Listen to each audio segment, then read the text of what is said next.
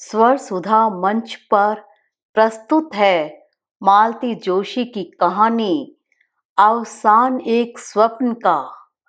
Bank से लौटकर देखा, दीदी शरबत के गिलास समेट रही है और गिलास भी उस महंगे वाले सेट के थे जो खास खास मेहमानों के लिए ही निकलता था। कोई आया था? हाँ, दादा भाई आए थे। क्या? और मैं बेहोश होने की मुद्रा में सोफे पर लुढ़क गई। फिर निहायत संजीदगी से पूछा, दीदी, दादा की तबीयत तो ठीक है न? तू कभी ठीक से बात करना सीखेगी? सॉरी दीदी, बेअदबी के लिए माफी चाहती हूँ, पर वो क्या है कि यह बात एकदम से हजम नहीं हो रही थी। मैं तो सोचती थी कि भाई साहब इस घर का पता तक भूल गए हैं। वक्त पड़ने पर सब कुछ याद आ जाता है। हाय राम, उन पर ऐसा बुरा वक्त आन पड़ा है। हाँ, बुरा वक्त ही समझो। हिंदुस्तानी भाषा में लड़की वैसे ही आफत की पुड़िया होती है। फिर जब वह शादी के लायक हो जाती है तो बाप का बुरा वक्त आया ही समझो। यू मीन हमारी छटंकी स्वीटी शादी के लायक हो गई है? I can't believe. तुम किस दुनिया में रहती हो भारती?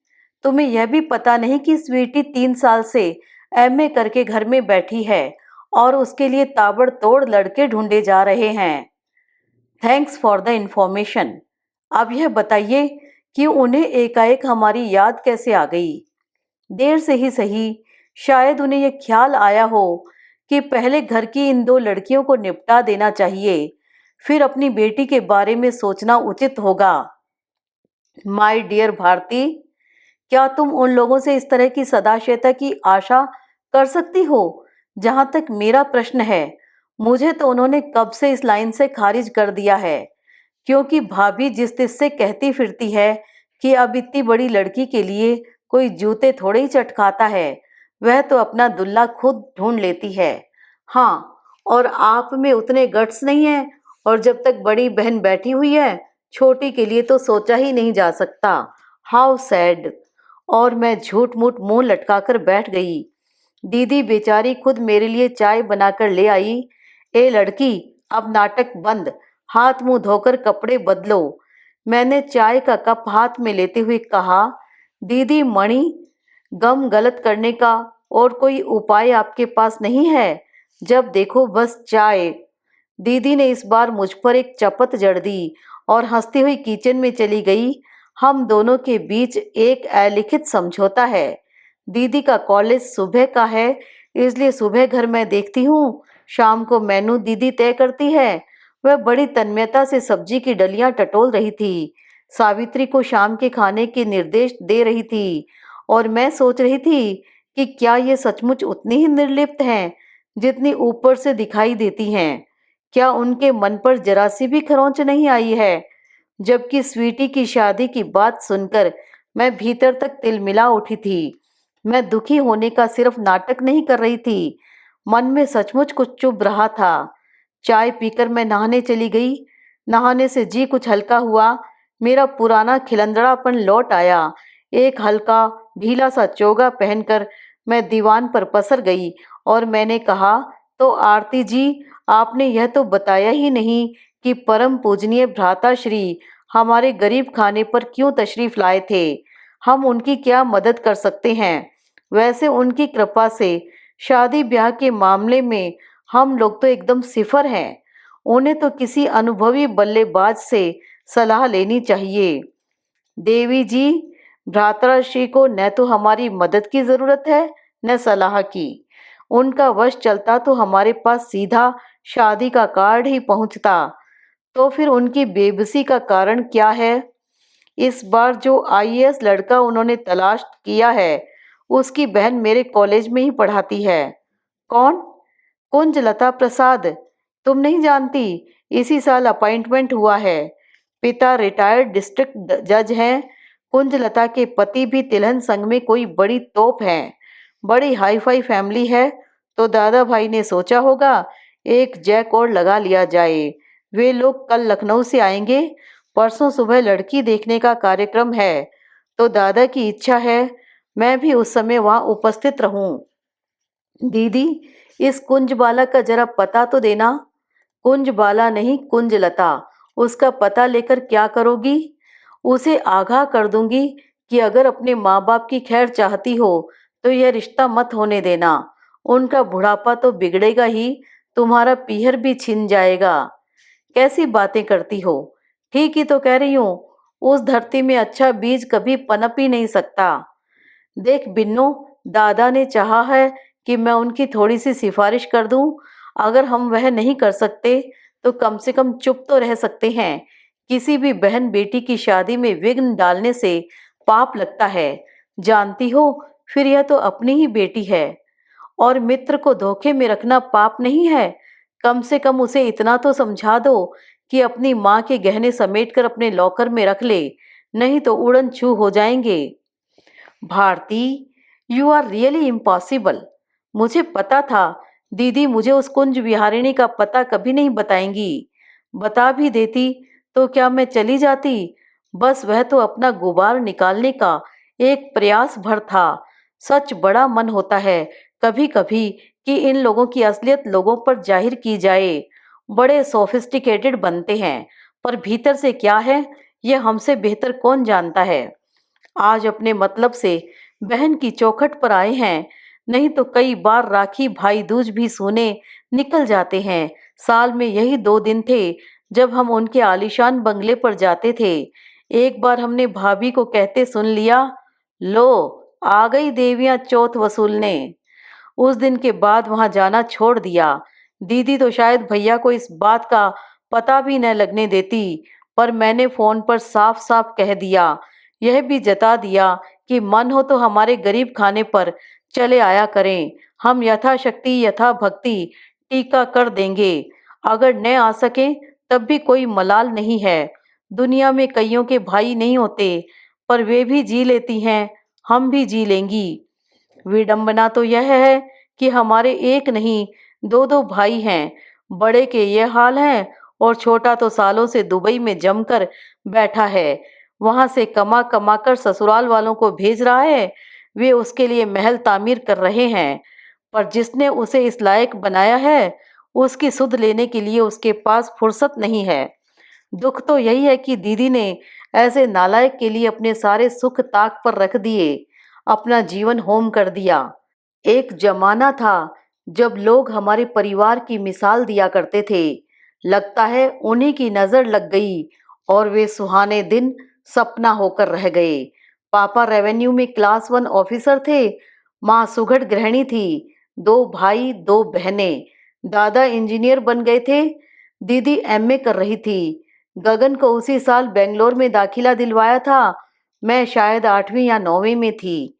दादा भाई के इंजीनियर होते ही रिश्तों की बाढ़ सी आ गई थी। रिश्ते भी ऐसे ऐसे कि मुंह में पानी आ जाए। एक सज्जन तो जबरदस्ती लड़की दिखा गए। लड़की क्या थी, सोने का टुकड़ा था।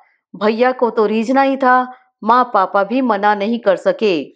नानी ने दबी जबान से कहा, पहले बड़ी को निपटा लेते, बाद में लड़कों का मन कैसा हो जाएगा कोई कह नहीं सकता। पापा बोले, उसकी भी हो जाएगी, पहले एमए तो कर लेने दो।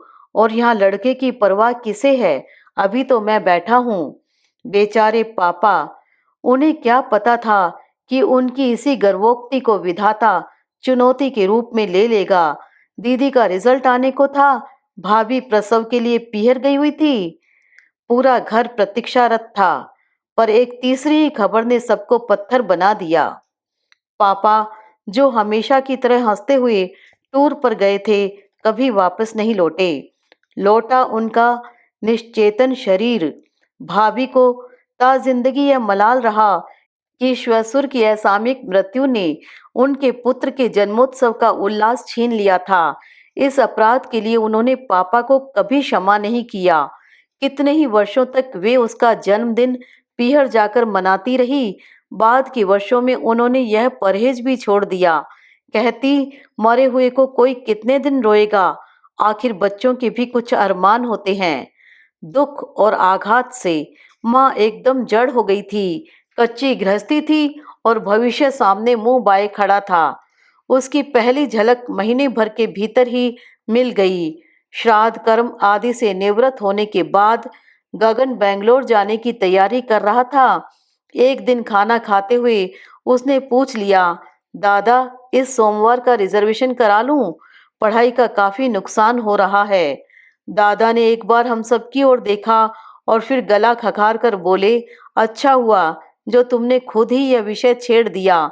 मैं तुमसे बात करने ही वाला था कि अब यह बेंगलोर वाला प्रोजेक्ट छोड़ दो, यहीं रहकर बीएससी वगैरह कर लो। पापा थे तब बात और थी, पर मैं तुम्हारा बेंगलोर का खर्चा नहीं उठा सकता। हम सब लोग सकते में आ गए। दादा यह क्या कह रहे हैं? छोटे का कैरियर क्या यूं ही अधर में छोड़ देंगे?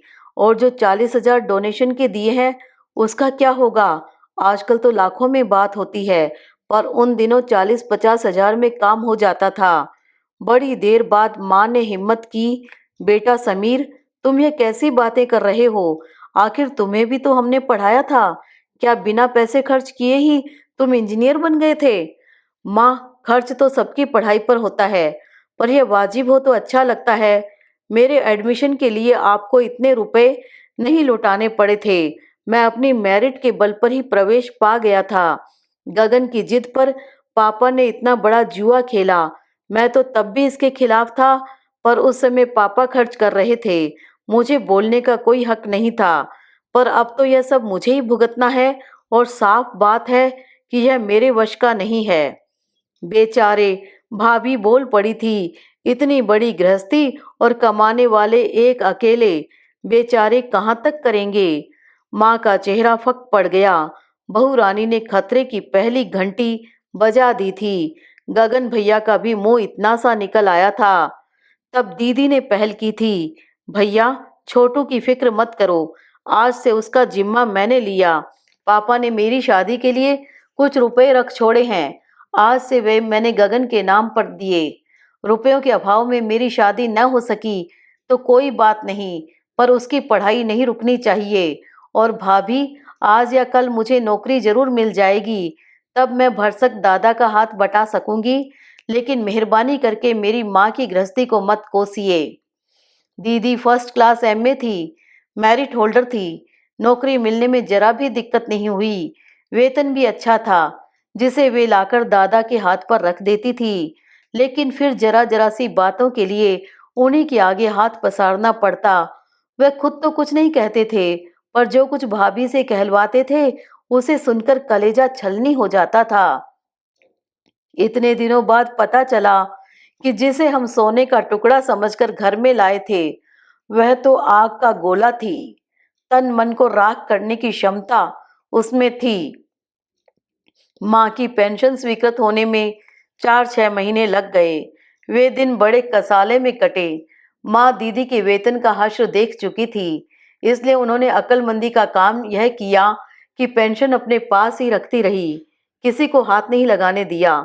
अपने और बच्चों के छोटे मोटे खर्चे उसी में से चलाती रही। अपना पैसा हाथ में रहने से उनमें एक आत्मविश्वास सा आ गया था और वह अंत समय तक दबंग बनी रही। यह जरूरी भी था, किसी सीधी सादी औरत को तो भाभी खा ही जाती। अब माँ के सामने बस एक ही चिंता थी, दीदी की शादी। जैसे जैसे दीदी की उम्र बढ़ती जा रही थी, माँ का धैर्य चुकता जा रहा था। उधर भाभी पर दिन ब दिन निखार आता जा रहा था। उसके लिए वह सौ जतन भी कर रही थी। इधर दीदी दिन पर दिन बूढ़ा रही थी। पहनने ओढ़ने का उन्हें जरा भी शौक नहीं रहा था। सजने संवरने के प्रति भी वह उदासीन होती जा रही थी। कभी मैं जिद करती तो कहती, रहने दे रे, यह सब करके मुझे अब किसको रिझाना है।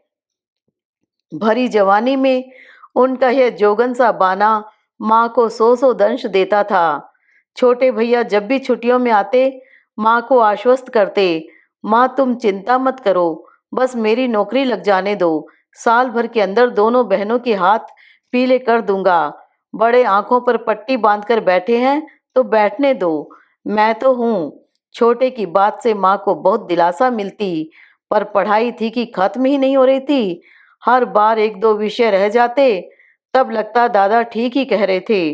लड़के की कुवत जाने बिना पापा ने जबरदस्ती उसे यह कोर्स दिलवा दिया। अब न तो छोड़ते बनता है, न खर्च पूरा पड़ता है।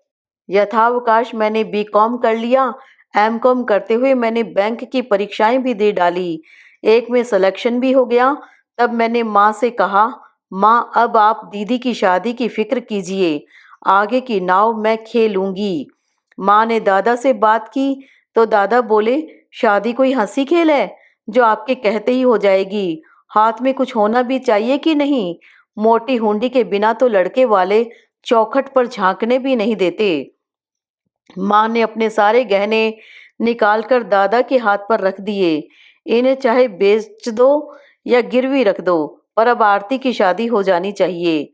माँ के गहने जो एक बार भैया के लॉकर में गए तो दोबारा नजर नहीं आए। शहर से दूर भैया का आलीशान बंगला जरूर बनता रहा। माँ की बरसी के दिन ही उसका उद्घाटन किया गया। नाम दिया था मातृ छाया। जब सब लोग गदगद होकर दादा की मातृ भक्ति की प्रशंसा कर रहे थे तो मैंने जानबूझकर रिश्तेदारों से कहा, चलो, इन लोगों ने इतनी ईमानदारी तो बरती है, माँ की पूंजी से बने मकान को माँ का नाम तो दिया। भाभी का चेहरा उस समय देखने काबिल हो गया था। छोटे भैया माँ को बड़े दमखम के साथ आश्वासन देते रहते थे। माँ बिल्कुल आस लगाए बैठी थी कि एक दिन मेरा यह परम प्रतापी पुत्र आएगा और मुझे इन राक्षसों के चंगुल से मुक्त कराएगा। पर वे सारे दावे खोखले साबित हुए। 7 साल लगाकर उन्होंने बीई पास किया, फिर 1 साल तक नौकरी के लिए भटकते रहे।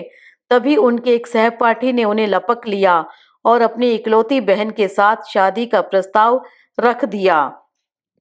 माँ इस शादी के लिए बिल्कुल तैयार नहीं थी। माँ ही क्यों, हम में से कोई भी मानसिक रूप से इसके लिए तैयार नहीं था।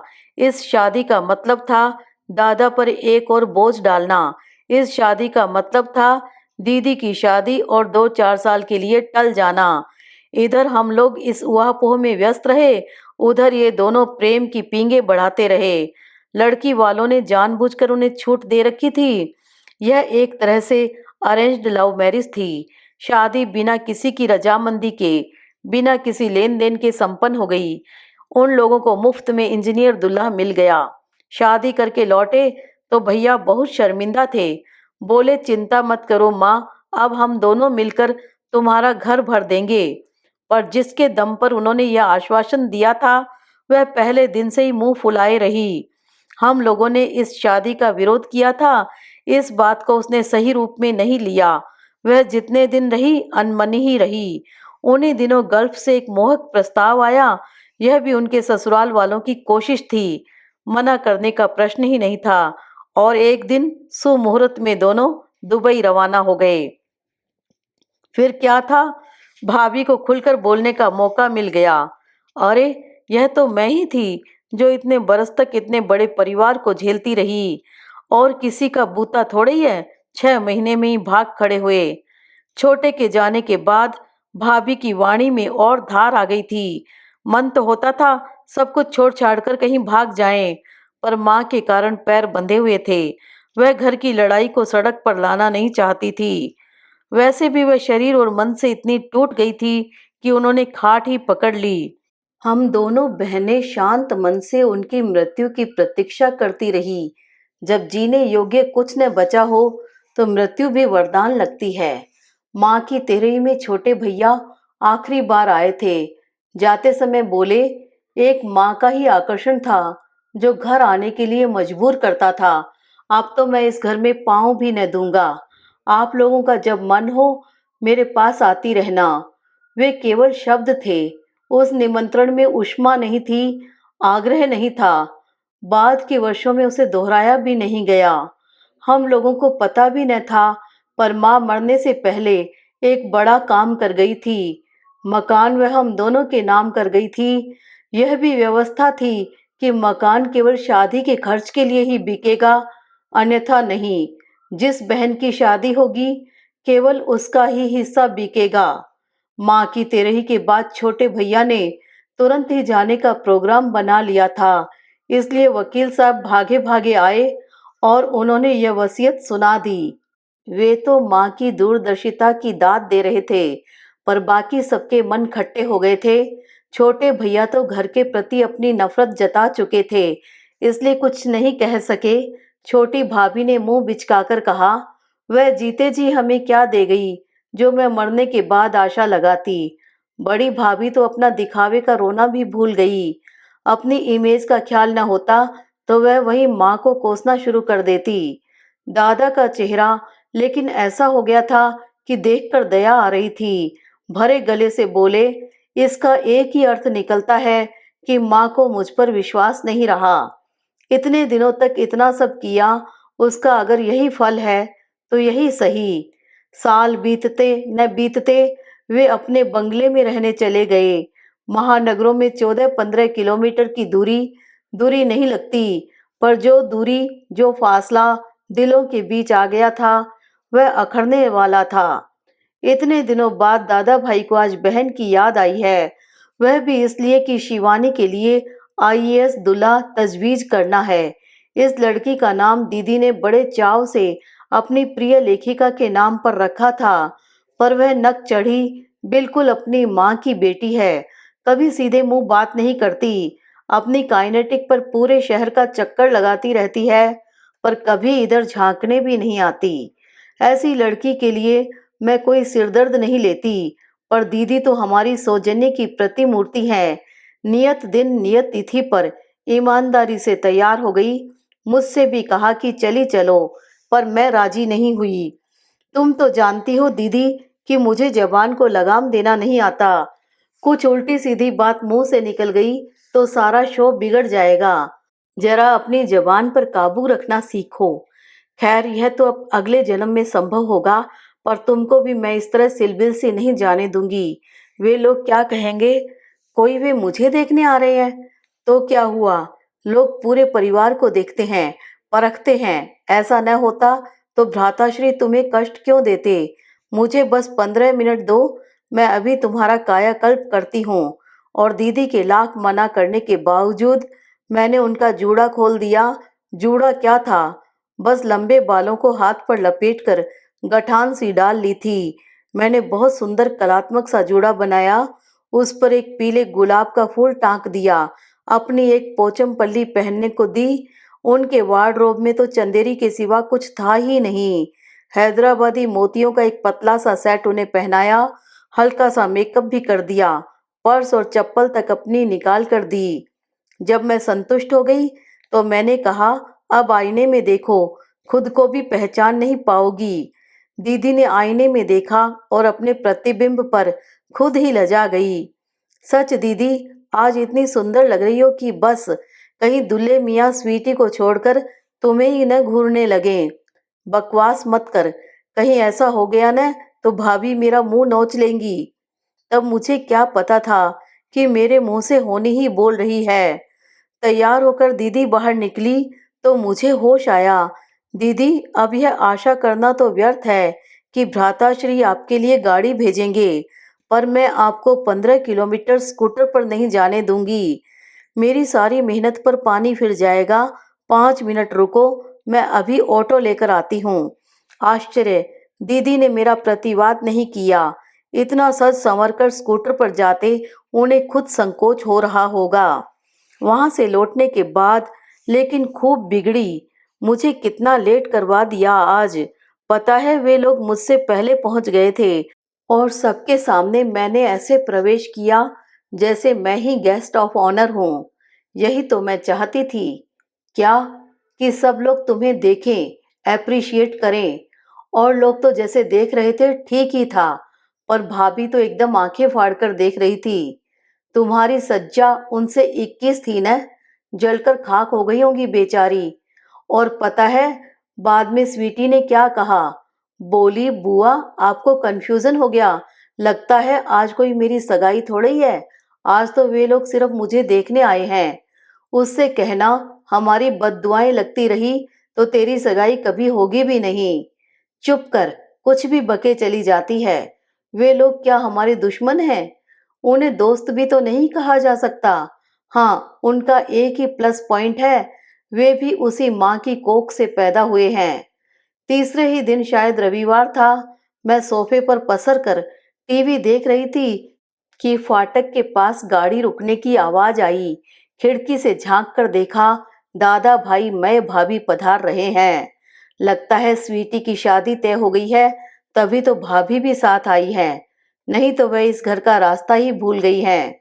मैंने खूब घूर घूर कर देखा, पर उन लोगों के हाथ में मिठाई का कोई पैकेट नजर नहीं आया। भाभी पर इतना गुस्सा आया, कंजूस कहीं की। अरे जरा मुंह मीठा करवा देती तो क्या खजाने में कोई कमी आ जाती। मैंने भरसक प्रसन्न मुद्रा में दोनों का स्वागत किया। दोनों मातमी सूरत बनाकर घर में घुसे और मुंह लटकाकर सोफे पर बैठ गए। दीदी अभी अभी नहाकर निकली थी और पीछे आंगन में बाल सुखा रही थी। मैंने कहा, आरती जी, आरती का थाल सजाकर बाहर लाइए। लक्ष्मी नारायण आए हैं, मतलब दादा भाभी आए हैं। अरे वाह, दीदी का चेहरा खुशी से चमक उठा। गीले बालों को तौलिया में लपेटकर वह बाहर जाने को उद्यत हुई, फिर रुककर बोली, आज सावित्री की छुट्टी है, चाय बना दोगी प्लीज। मन तो नहीं है, पर तुम कहती हो तो बना दूंगी, मैंने मुंह बनाकर कहा। दीदी आश्वस्त होकर बाहर चली गई। 10 मिनट बाद जब मैं चाय लेकर बाहर गई तो देखा कमरे में सन्नाटा पसरा हुआ है और तीनों अपनी अपनी कुर्सियों में सिर झुकाकर बैठे हुए हैं। मेरी कुछ समझ में नहीं आया, पर चुप रहना भी मेरी फितरत में नहीं है, इसलिए चाय लगाते हुए मैंने कह ही दिया, लगे हाथ आपको बधाई दे दूं। बधाई अपनी दीदी को दो, उन्हें तो खैर दूंगी ही, उन्हीं की सिफारिश से काम बना है, पर बधाई के असली हकदार तो आप हैं। वैसे हम सब एक दूसरे का अभिनंदन कर सकते हैं, इस पीढ़ी की यह पहली शादी होगी न? नहीं, अभी तो पिछली पीढ़ी का ही हिसाब चल रहा है। अरे वाह, मैं तो सोच रही थी कि वह खाता बंद हो गया है, फाइल क्लोज्ड। भारती, थोड़ी देर चुप रहोगी? दीदी मुझसे ईश्वर में बोलेंगी, मैंने कभी सोचा भी न था। अपमान से मेरे तो आंसू निकल आए। ये लोग सामने न होते तो मैं रो देती। कमरे में एक असहज मौन छा गया था। बड़ी देर बाद दादा ने ही उसे तोड़ा। बोले, उन लोगों ने अपने एक तलाकशुदा भाई के लिए आरती का हाथ मांगा है। तलाकशुदा शब्द सुनकर मुझे तो जैसे आग लग गई। दीदी की परवाह न करते हुए मैंने कसैले स्वर में कहा, अरे वाह, यह तो बड़ा ही शुभ समाचार है। फिर आप लोगों के चेहरे इतने उदास क्यों हैं? उन लोगों ने स्वीटी को रिजेक्ट कर दिया है, दादा डूबती सी आवाज में बोले। ओह, सो सैड। कोई वजह तो बताई होगी। वजह अपनी दीदी से पूछो। भाभी एकदम फट पड़ी। आपका मतलब है दीदी की वजह से यह शादी टूटी है? इम्पॉसिबल। दीदी के दुश्मन भी उन पर इस तरह का इल्जाम नहीं लगा सकते। यही तो मैं भी कह रही हूँ। दीदी रुआंसे स्वर में बोली, I am very sorry about sweetie, पर मुझे पता तो चले कि मेरा कसूर क्या है। अब इतनी भोली भी मत बनो आरती। तुम्हें मिसेस प्रसाद के लंदन पलट चाचा के बारे में सब कुछ मालूम था, तभी तो पूरी तैयारी के साथ वहां पहुंची थी। मैं अपनी मर्जी से नहीं गई थी भाभी, दादा खुद आकर निमंत्रण दे गए थे और तुमने उस निमंत्रण का पूरा लाभ उठाया। ऐसे बन संवर कर पहुंची थी जैसे वे लोग तुम्हें ही देखने आए हों। अरे इतना ही शौक था तो हमसे कहती, हम तुम्हारे लिए अलग से प्रोग्राम अरेंज कर देते, और इस तरह स्वीटी के भविष्य से खिलवाड़ करने की क्या जरूरत थी। दीदी ने असहाय भाव से मेरी ओर देखा, समझ गई कि यह बमबारी झेलना उनके वश का नहीं है। फौरन भाभी की सुपर फास्ट को बीच में रोक लिया। एक मिनट भाभी, प्लीज मुझे इतना बता दीजिए कि दीदी ने स्वीटी के भविष्य के साथ क्या खिलवाड़ किया है। मेरी समझ में यह नहीं आ रहा कि दीदी चाहे जितना बन संवर ले, उससे स्वीटी को क्या खतरा हो सकता है। बहुत से बहुत यह शिवानी की चचिया सास बन जाती, पर यह तो कोई खौफ खाने वाली बात नहीं है। उनके जैसी निरीह सास तो दुनिया में ढूंढे नहीं मिलेगी। खैर, आपको एक बात बता दूं, उस दिन दीदी को मैंने ही तैयार किया था। यह तो हमेशा की तरह सिलबिल से चली जा रही थी। मैंने ही कहा कि दादा की प्रेस्टीज का सवाल है, वहां बड़े बड़े लोग आएंगे, तुम ऐसे लस्टम पस्टम चली जाओगी तो क्या इंप्रेशन पड़ेगा। अरे, इम्प्रेशन तो उसने खूब जमाया था। पॉलिटिक्स, लिटरेचर, म्यूजिक, स्पोर्ट्स, कोई विषय हो, हर विषय पर अपना ज्ञान बघाड़ती रही, धुआंधार बोलते ही रही। स्वीटी को तो मुंह खोलने का मौका ही नहीं दिया। मुझे तो हंसी आ गई। स्वीटी बेचारी मुंह खोलती भी तो क्या बोलती। Michael Jackson, Alisha Chinoy, Sidney Sheldon और बोल्ड एंड ब्यूटीफुल के आगे तो उसकी दुनिया ही नहीं है। उस आईएएस लड़के ने जरूर उसकी औकात परख ली होगी, तभी तो। पर प्रकट रूप से मैंने अत्यंत गंभीर स्वर में कहा, भाभी मैं आपसे यही कहना चाहती थी, दीदी के पास अपनी ग्रेस है, गरिमा है, प्रतिभा है। दूसरों को इम्प्रेस करने के लिए वह किसी साज श्रृंगार की मोहताज नहीं है। वैसे भी इस उम्र में रूप सज्जा कोई मायने नहीं रखती। वह तो मेरी जिद थी जो उन्होंने पूरी की। दोष अगर देना है तो मुझे दीजिए।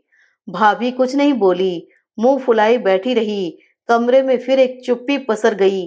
कुछ देर बाद मेरा तो दम घुटने लगा। सोचा कि इस बैठक का अब समापन ही कर देना चाहिए। इसलिए बड़े ही नाटकीय अंदाज में कहा, स्वीटी के लिए सचमुच बड़ा दुख हो रहा है। Better luck next time.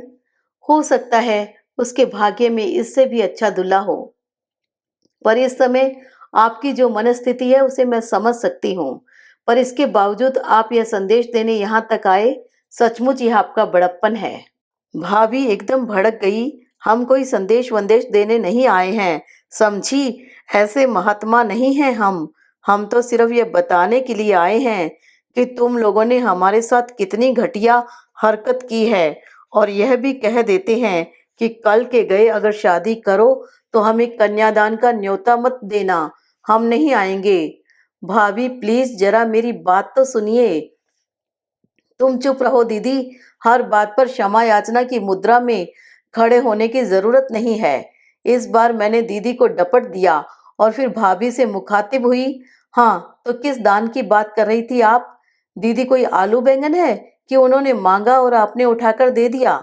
वैसे भी आपको कन्यादान का हक कहाँ पहुंचता है? यह अधिकार तो उसका होता है जो कन्या का पालन पोषण करता है। कम से कम आप लोग तो इसका दावा नहीं कर सकते। सुना आपने? इतने दिनों तक जो किया है उसका यह फल मिल रहा है। इतने दिनों तक आपने क्या किया है, इसका लेखा जोखा अकेले में अपने आप से मांगिएगा। कम से कम अपने आप से तो आप झूठ नहीं बोल पाएंगी।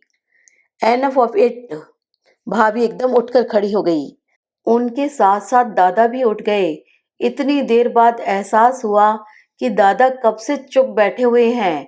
इस गर्मा गर्म बहस में उन्होंने जरा भी हिस्सा नहीं लिया है। समझ गई कि दादा आज अपनी मर्जी से नहीं आए हैं। अपनी भड़ास निकालने के लिए भाभी उन्हें यहाँ खींच कर ले आई है। भाभी तो दनदनाती हुई बाहर निकलकर गाड़ी के पास खड़ी हो गई थी। दादा जूते के तस्मे बांधने के बहाने थोड़ी देर रुके रहे। जाते हुए अस्फुट स्वर में जैसे अपने आप से बोले, शिवानी बहुत नर्वस हो गई है। Show has taken it very badly. हम सभी इस रिश्ते से बहुत आस लगाए थे। उन लोगों के जाते ही मुझ पर जैसे हंसी का दौरा पड़ गया। दीदी ने कोई 4-5 बार डांट लगाई होगी, तब जाकर मेरा दिमाग दुरुस्त हुआ। दीदी अब आया ऊंट पहाड़ तले। भगवान ने इन्हें इसलिए बेटी दी है कि ये माँ बाप का दर्द समझ सकें। अब इन्हें समझ में आएगा कि माँ कितना तड़पी होगी, कितना तरस तरस कर मरी है माँ। उनकी आत्मा का श्राप इन्हें जरूर लगेगा, देखना। चुप कर, अब एक भी शब्द बोली तो ठीक नहीं होगा। बत्ती सी है कि आफत, जो कहती है वही सच हो जाता है। वो इसलिए दीदी कि मैं जो कहती हूँ सच्चे मन से कहती हूँ। मेरी अंतरात्मा से वह आवाज निकलती है। अब उस दिन तुम्हें तैयार करते हुए मैंने सोचा था, बस कर, अब उसकी याद भी मत दिला। सोच कर भी शर्म आ रही है। आज तक किसी से इतनी कड़वी बातें नहीं सुनी थी। तुम्हारी कृपा से आज वह भी सुन ली। उन बातों पर मत जाओ दीदी, वे तो अपनी भड़ास निकाल रही थी। किसी का गुस्सा किसी पर उतार रही थी। तुम ही तो बता रही थी कि स्वीटी के लिए 3 साल से दुल्हा ढूंढा जा रहा है। फिर इतने दिन बाद क्यों नहीं बनी? तब तो तुम बीच में नहीं थी न। पर अब यह बेकार का बवाल हो गया। हमेशा के लिए संबंध खराब हो गए। पहले कौन से अच्छे थे। फिर भी भारती, उस दिन थोड़ी अति ही हो गई। मुझे ही थोड़ा अकल से काम लेना था। बेकार तुम्हारी बातों में आ गई। नहीं दीदी, जो कुछ हुआ है बिल्कुल ठीक हुआ है। ये लोग जो तुम्हें खारिज किए बैठे हैं, तो मैं भ्राताश्री को दिखा देना चाहती थी कि तुम्हारी शादी की उम्र अभी बीती नहीं है। You can still get proposals. What A proposals, दीदी ने कहा और चाय के बर्तन समेट कर भीतर चली गई। वॉट ए प्रपोजल्स, दीदी का यह रिमार्क उनकी नाराजगी व्यक्त कर रहा था। यूं तो पहली बार दादा के मुंह से तलाकशुदा शब्द सुनकर मुझे भी ताव आ गया था, पर अब बैठकर ठंडे दिमाग से सोचती हूँ तो लगता है कि इसमें गलत क्या है। इस उम्र में दीदी को कुंवारा पति तो मिलने से रहा, फिर परिस्थितियों से समझौता करने में क्या हर्ज है। इतनी समझदार है दीदी, फिर इतनी सीधी सी बात क्यों नहीं समझती। ऐसा नहीं है कि दीदी के लिए अच्छे प्रस्ताव आए ही नहीं, बहुत आए थे। दादा की उदासीनता के बावजूद आए थे। कई लोगों ने तो व्यक्तिगत रूप से पेशकश की थी, पर दीदी ने किसी को लिफ्ट नहीं दी। उनके सामने एक ही समस्या थी, मैं, जो अब भी बरकरार है। मेरा प्रण है कि मैं दीदी से पहले शादी नहीं करूंगी, और दीदी यह ठान कर बैठी है कि पहले मुझे विदा करेंगी। लगता है इस पहले आप वाले चक्कर में हम दोनों का बुढ़ापा आ जाएगा। उसकी कल्पना से ही मेरी रूह कांप उठती है। खाना खाते समय मैं बहुत अनमनी सी हो रही थी। दीदी की पैनी नजरों से यह बात भला कैसे छिपती। बोली, बेबी क्या बात है, कुछ भी तो नहीं, फिर खाना क्यों नहीं खा रही हो। खा तो रही हूँ। क्या खाक खा रही हो, बस घंटे भर से दाल में चम्मच घुमाई जा रही हो। तुम तो यह भी बता नहीं पाओगी कि आज सब्जी क्या बनी है, क्योंकि अभी तुमने थाली की ओर झांका भी नहीं है। सॉरी दीदी, मैंने हार मान ली। दरअसल आज मेरा मूड बहुत ऑफ हो रहा है। क्यों? मुझे उन लोगों पर रश्क आ रहा है जो दूसरी शादी के लिए तैयार खड़े हैं, और घर वाले उनके लिए भी रिश्ते ढूंढ रहे हैं। काश हमारे भी सिर पर कोई होता। यह तुमसे किसने कह दिया कि तुम्हारा कोई सरपरस्त नहीं है। अभी तो मैं बैठी हूँ, तुम हाँ तो करो, रिश्तों की लाइन लगा दूंगी। ऐसी शादी करूंगी कि लोग बरसों तक याद रखेंगे। पर तुम तो हाथ ही नहीं धरने देती। नहीं मैडम, आपको अकेले छोड़कर जाने का तो सवाल ही नहीं उठता। इसीलिए सोचती हूँ पहले आपका कोई ठिकाना हो जाए। वैसे आज का प्रपोजल भी कोई बुरा नहीं है। इस प्रपोजल के बारे में तुम क्या जानती हो? यही कि डिवोर्स ही है, पर इससे क्या फर्क पड़ता है? जानती हो, उसके दो बेटियां हैं जिन्हें वह हमेशा के लिए बीबी के पास छोड़ आया है। यह तो और भी अच्छा है, बच्चों का कोई झंझट नहीं है। वह अपनी अच्छी खासी नौकरी छोड़कर आ गया है और अब यहाँ हाथ पांव मार रहा है।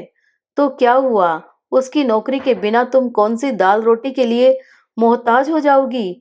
तुम खुद उसे जिंदगी भर बैठकर खिला सकती हो। भारती, दीदी ने बेहद गंभीर स्वर में कहा, मैं इतने दिनों तक क्या इसलिए अनब्याही बैठी रही कि कोई हारा हुआ टूटा हुआ आदमी मेरी चौखट पर आए और मैं उसे बाहों में भर लूं, फिर जिंदगी भर उसके जख्म सहलाती रहूं। दीदी का यह भारी भरकम वक्तव्य सुनकर थोड़ी देर को तो मैं सकते में आ गई। फिर धीरे से पूछा, अब तुम ही बता दो कि तुमने क्यों इस तरह से संन्यास धारण कर लिया है। वो इसलिए कि मैंने माँ को वचन दिया था कि सदा तुम्हारे साथ रहूंगी, तुम्हें कभी अकेला नहीं छोड़ूंगी।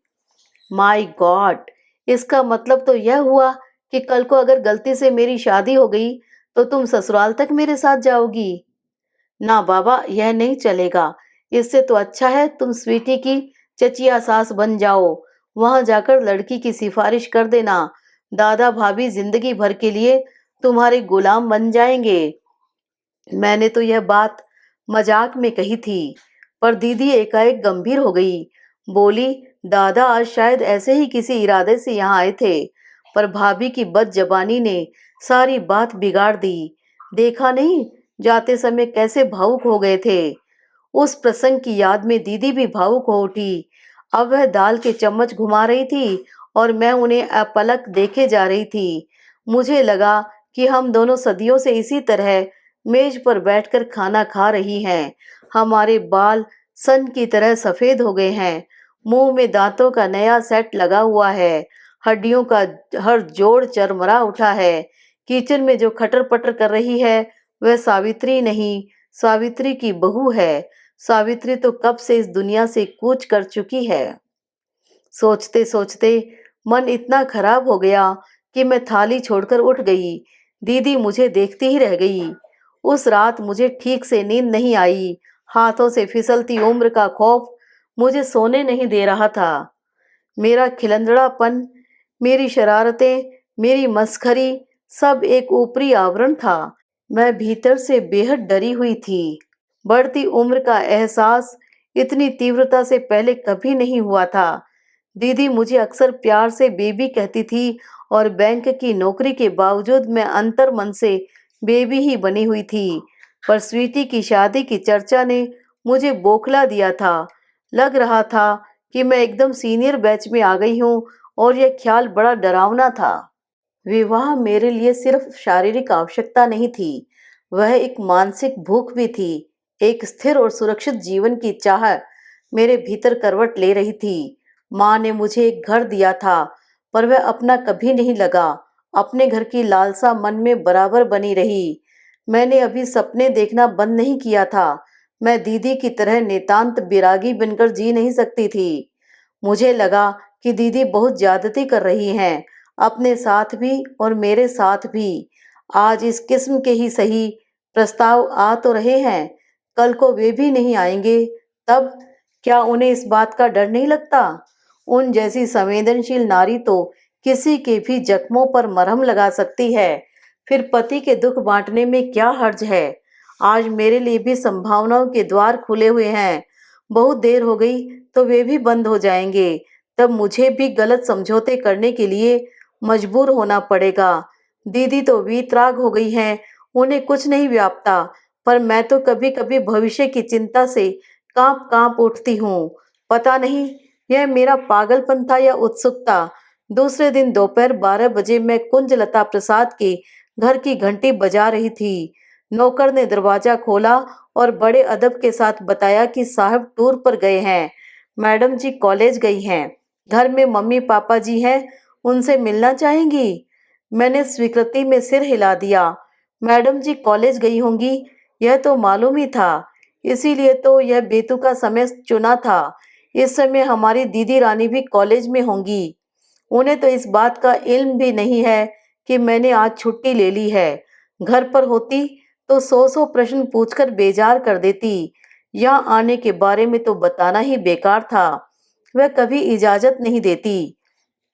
मुझे बाइज्जत ड्राइंग रूम में बैठाया गया। थोड़ी देर बाद पति पत्नी कमरे में प्रविष्ट हुए। जज साहब का व्यक्तित्व तो बड़ा भव्य और प्रभावशाली था। उनकी पत्नी घरेलू किस्म की महिला लगी। सीधे पल्ले की साड़ी, सिर ढका हुआ, खिचड़ी बाल करीने से बांधे हुए, ममता छलकाती आंखें। मुझे एकदम माँ की याद आ गई। उस पीढ़ी की सभी महिलाएं शायद ऐसी ही ममतामयी होती थी। मैंने उठकर नमस्ते की। अपना असमंजस छिपाने के लिए यूं ही पूछ लिया, आप मिसेस प्रसाद के मम्मी पापा हैं? जी हाँ, पर आपको पहचान नहीं पा रहा हूँ। पहचानेंगे कैसे? आज पहली बार ही तो देख रहे हैं। मैं समीर कुमार टंडन की बहन हूँ, भारती टंडन। पिछले दिनों आप उनकी बिटिया को देखने गए थे। ओह, तो आप आरती की छोटी बहन हैं। तभी चेहरा पहचाना सा लग रहा था। जी, चेहरे पर मत जाइए, मैं दीदी की तरह शांत और सुशील नहीं हूँ, थोड़ी मुंहफट हूँ। बोलिए। दरअसल मैं आपसे लड़ने आई हूँ। लड़िए।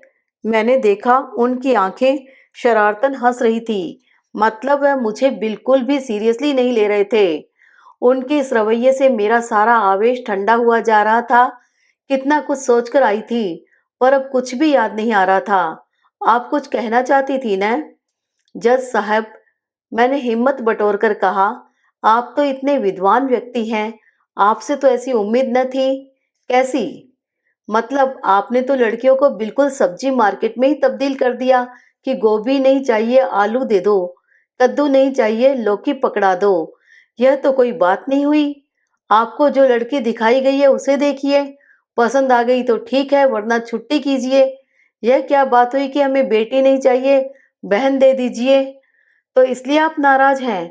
तो आप ये बताइए कि इस समय आप किसकी पैरवी कर रही हैं, बहन की या बेटी की?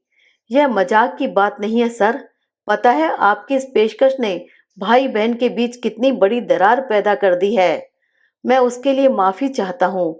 देखिए, लड़के की पसंद नापसंद पर तो हमारा वश नहीं था। आपकी बहन हम लोगों को बहुत अच्छी लगी, इसलिए माँग ली। यही ना? अरे आपके माँगने से ही हो जाएगा क्या? हमारी भी तो कोई पसंद नापसंद हो सकती है। बिल्कुल हो सकती है, होनी ही चाहिए। इसीलिए तो हमने फ़ोन करके अपने भाई को बुलवा लिया है। अपनी दीदी की ओर से आप मुआयना कर लीजिए। और उन्होंने भीतर की ओर मुँह करके भारी भरकम स्वर में आवाज़ दी, सनातन। आया भाई साहब, दूर किसी कमरे से उत्तर आया। मैं एकदम सकपका गई। इस प्रसंग के लिए मैं बिल्कुल तैयार नहीं थी। मैं तो सिर्फ यह देखने आई थी कि इस प्रस्ताव में कितना दम है। क्या सचमुच ये लोग इतने सीरियस हैं? कमरे में जो व्यक्ति प्रविष्ट हुआ, उसका व्यक्तित्व जज साहब की तरह भारी भरकम नहीं था। वह लंबा, गोरा और छरहरा था। बाल घुंघराले थे और सुनहरे फ्रेम के भीतर से झांकती आंखें सम्मोहक थी। कुल मिलाकर वह व्यक्ति अपनी उम्र को मुगालता सा देता लगा। अरे भाई, बिटिया के लिए कुछ चाय वाय तो मंगवाओ।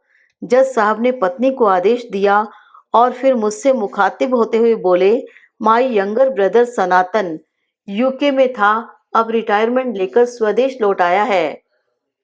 वहां तो सुना है कि रिटायरमेंट एज 65 है। फिर आप?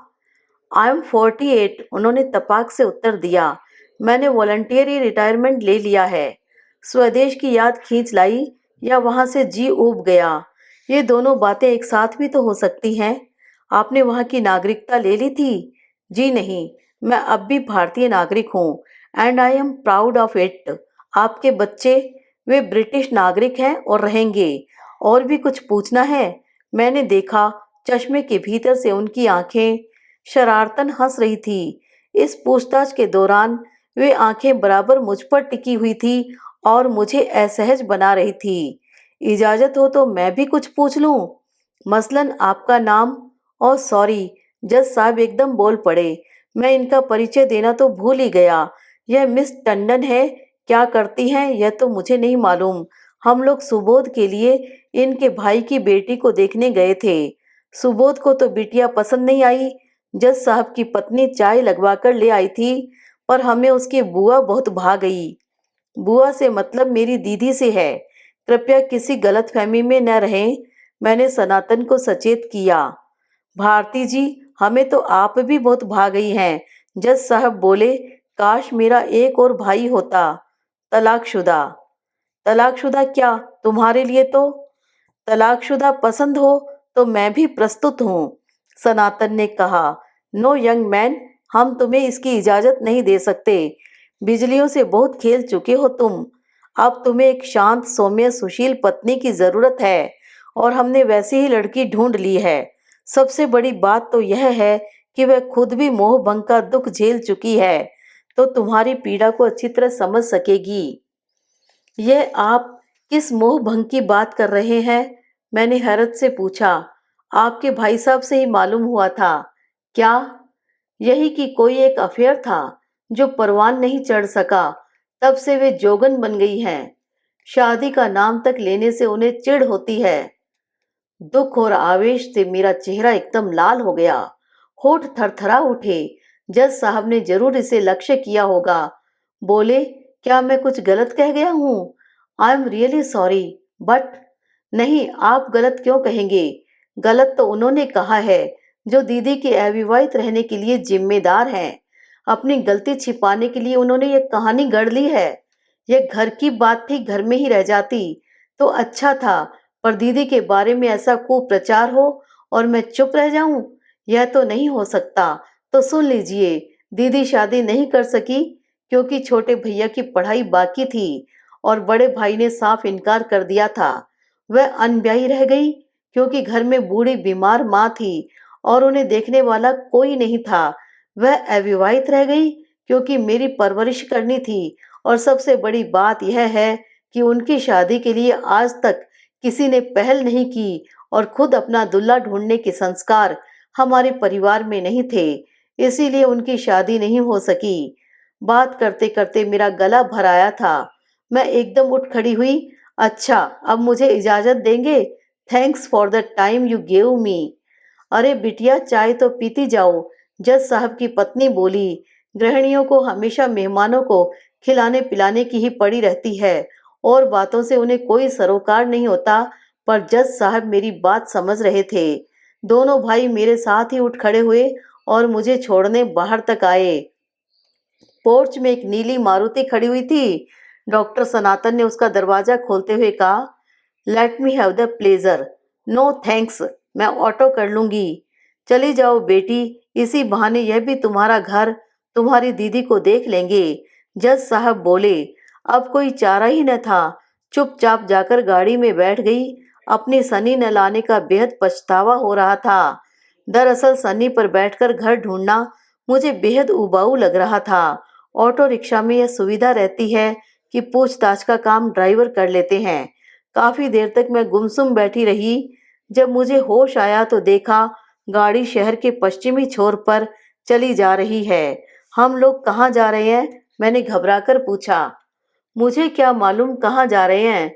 जब तक आप अपने घर का आता पता नहीं बताएंगी, मैं इसी तरह निरुद्देश्य घूमता रहूंगा। मैं झेप गई। मैंने उन्हें जरूरी दिशा निर्देश दिए और कहा, आप घर चल तो रहे हैं, पर एक बात मन से बिल्कुल निकाल दीजिए कि वहां भी दादा के घर की तरह शाही सरंजाम होगा। एक तो हम उतने बड़े लोग नहीं हैं, दूसरे पहले से कोई सूचना भी नहीं थी।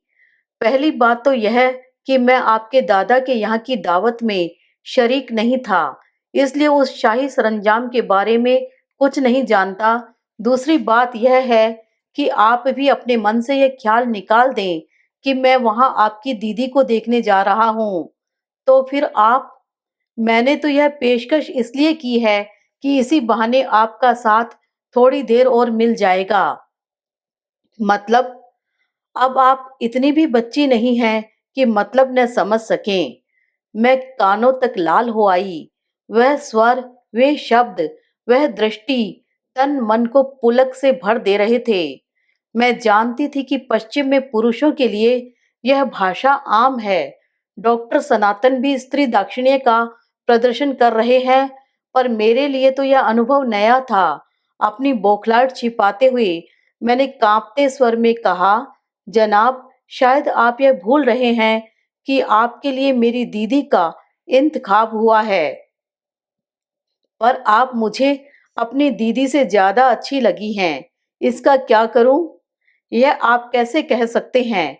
मेरी दीदी को देखे बिना आप यह कंपैरेटिव स्टेटमेंट कैसे दे सकते हैं? भारती जी, जब से स्वदेश आया हूँ, रिश्तों की जैसे बाढ़ सी आ गई है। अब तक दर्जनों लड़कियां देख चुका हूँ, पर आपको देखकर लगा कि मेरी तलाश पूर्ण हो गई है। मेरा दिल इतनी जोर से धड़का कि लगा उछलकर बाहर आ जाएगा। यह व्यक्ति तो किसी भी युवती का स्वप्न पुरुष हो सकता है और यह कह रहा है कि मैं उसकी तलाश का अंतिम बिंदु हूँ।